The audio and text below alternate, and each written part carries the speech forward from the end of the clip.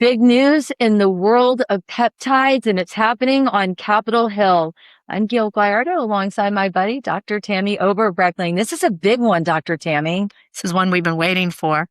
Yeah, it is. And so talk to me about why this is such a big topic. You and I have been talking about peptides for a long, long time. But now when the government steps in after there was a big pullback in our last administration, this is going to be helpful for a lot of people. Yes, and so let's be clear on what happened this week. The committee decided that 7 of the peptides that were pulled during the prior administration that we miss, 6 of them have approved to go back to the FDA for reevaluation and possible release again to U.S. compounding pharmacies to create. Which is really great news when it comes to the safety of millions of Americans. A lot of people have been buying this on the black market off their favorite TikTok influencer. Just because the government bans something doesn't mean that people stop using it. No, and these peptides, let's talk about what they are a little bit. Peptides are naturally occurring in the body.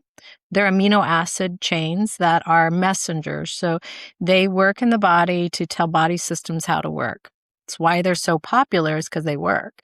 And, we had been using them for years. Insulin is a peptide, and we've been prescribing insulin in the United States for 90 years. There are other peptides on the market that can do so many things for your life, from healing, anti-aging, skin tightening, tanning. It's just endless of what they can do. So talk to me a little bit about the broad spectrum of peptides. So if you come in for a peptide consultation, since they're messengers, usually we figure out what system we want to improve, what system we want to turn on the messaging system, and then we start there.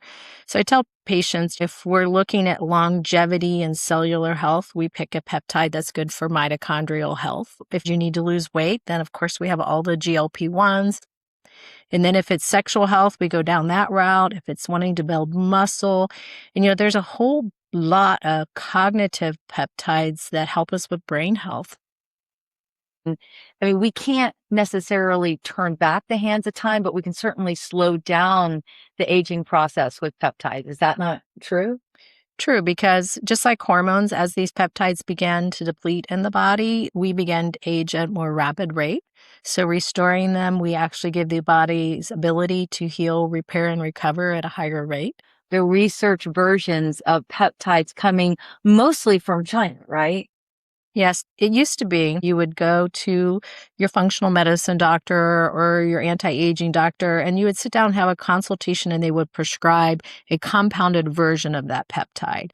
The former administration in 2023 decided that there wasn't enough double-blind studies of these peptides. And what that means is when a pharmaceutical drug comes to the market, they've gone through a huge study where they've given a placebo and a drug, and they've proven it's safe or unsafe. And they decided, since we haven't done studies like that on these medications, that they would pull them from the compounding list. And suddenly, overnight, they became unavailable.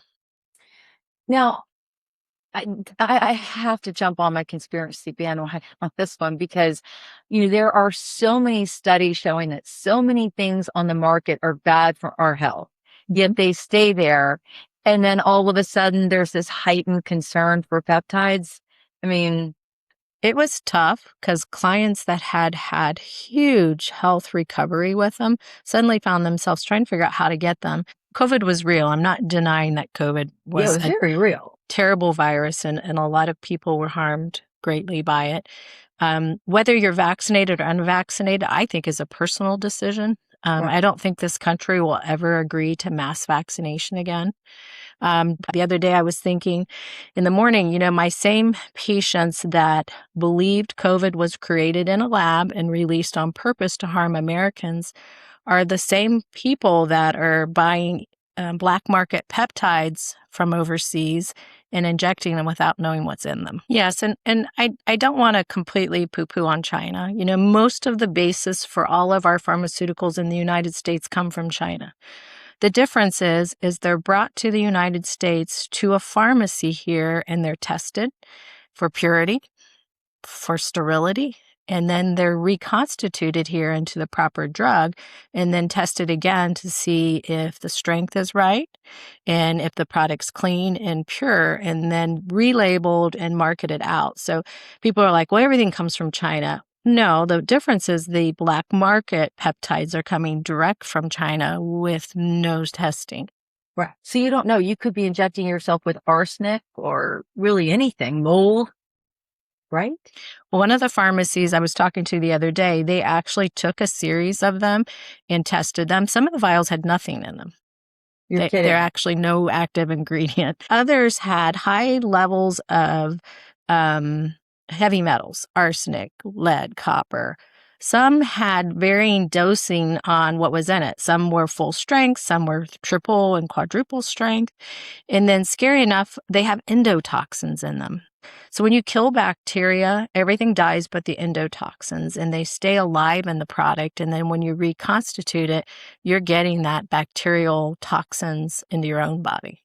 That is unbelievable. So round one, and we never know how quickly things are going to move through, but any foreshadowing as to when the 7 peptides will make their way back on the market legally? When RFK Jr. spoke on Joe Rogan's podcast, pharmacies are gearing up. They're already starting production. So everybody's anticipation that since they've done their homework and their research and there's so much support, that it won't take long at all. So it was really a classification thing. So it's how we classify drugs. And we go through this all the time. So not everything we do needs an FDA stamp of approval, like supplements and natural occurring things don't go through that same process. The natural thyroids, the NP and Armour thyroid, like, well, they're not FDA approved. They never were because they come from pork thyroid. I mean, it's a natural occurring thing. So that's kind of what happened is somebody suddenly saw the amount of prescriptions going out. And Gayle loves conspiracy. You could say Big Pharma took a hit in the pocketbook because people weren't needing prescription drugs. And then somebody questioned, well, how do we know these are safe? And then next thing we knew, the auto pen pulled them. The auto pen did it? That's what I heard. I don't know if there's any truth to that, but Why don't we have any like dramatic dun, dun, dun? The auto pen just came in.